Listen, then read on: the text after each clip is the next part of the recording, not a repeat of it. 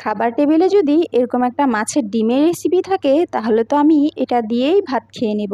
কারণ অন্য কিছু নেওয়ার তো আর প্রয়োজনই হবে না। এটা এত সুস্বাদু হয় খেতে, আপনারা যদি ট্রাই না করেন তাহলে তো বুঝতেই পারবেন না। আসসালামু আলাইকুম, অসিফা শখের রান্নাঘর থেকে আমি অসিফা। তো এখানে আমি মাছের ডিম রান্না করার জন্য নিয়ে নিয়েছি বড় মাছের ডিমের অর্ধেকটা ডিম, আর নিয়ে নিয়েছি কিছু সবজি, আলু, পটল, কাঁকরোল আর একটা টমেটো। এখন এই সবজিগুলোকে আমি ছোট ছোট করে কেটে নিব। কারণ মাছের ডিমের ক্ষেত্রে কিন্তু ছোট ছোট করে কেটে দিলেই ভালো হয়, তাড়াতাড়ি সেদ্ধও হয়ে যায় আর খেতেও কিন্তু খুব ভালো লাগে। তো এই সবজিগুলো কাটা প্রায় আমার শেষের দিকে।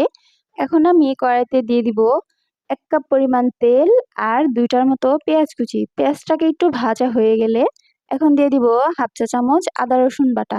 আদা রসুনটা একটু ভাজা হয়ে গেলে দিয়ে দিব 1 চা চামচ হলুদের গুঁড়া, 1 চা চামচ মরিচের গুঁড়া আর স্বাদ মতো লবণ।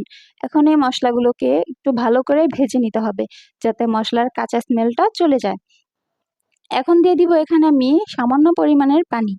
পানিটা দেওয়ার পরে কিছুক্ষণ মশলাটাকে কষিয়ে নিতে হবে।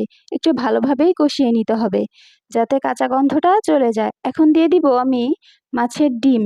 মাছের ডিমটাকে একটু নেড়েচেড়ে কিছুক্ষণের জন্য ঢেকে দিতে হবে যাতে মাছের ডিমটা একটু সিদ্ধ হয়ে যায়।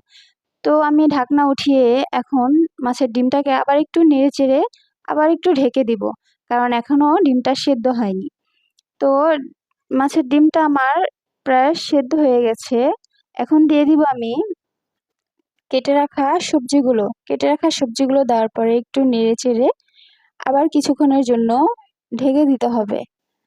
ঢাকনা উঠিয়ে কেটে রাখা টমেটো, 7-8টা আস্ত কাঁচামরিচ দিয়ে নেড়েচেড়ে নামিয়ে নিলেই হবে আলু পটল দিয়ে মাছের ডিমের সুস্বাদু রেসিপি।